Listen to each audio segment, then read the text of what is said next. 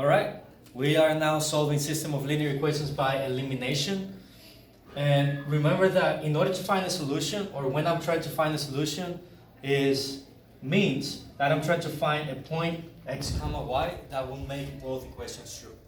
Before I jump into solving this by elimination, this system by elimination, I'm going to remind you of something. If I have the value of 4 and I want to cancel that, I can add -4, which is the opposite of +4, and that will give me 0.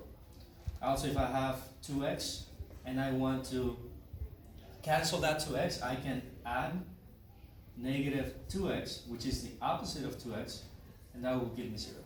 I'm going to use this to solve this system of linear equations.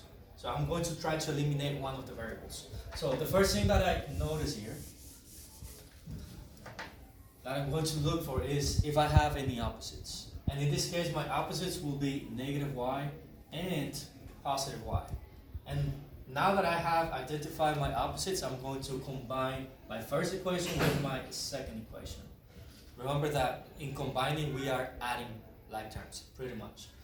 So I have x, I'm going to add x plus 2x is equal to 3x. -y plus +y, well, they will cancel out because they're opposites. And 11 plus 19, that is equal to 30. Now I solve for x by dividing by 3. So x is equal to 10. Now that I have found the value of x, I can substitute this value into one of my original equations to solve for y, which is the value that I'm missing. And always look for the easiest equation. In this case, it will be the first one. So I have 10 minus y is equal to 11.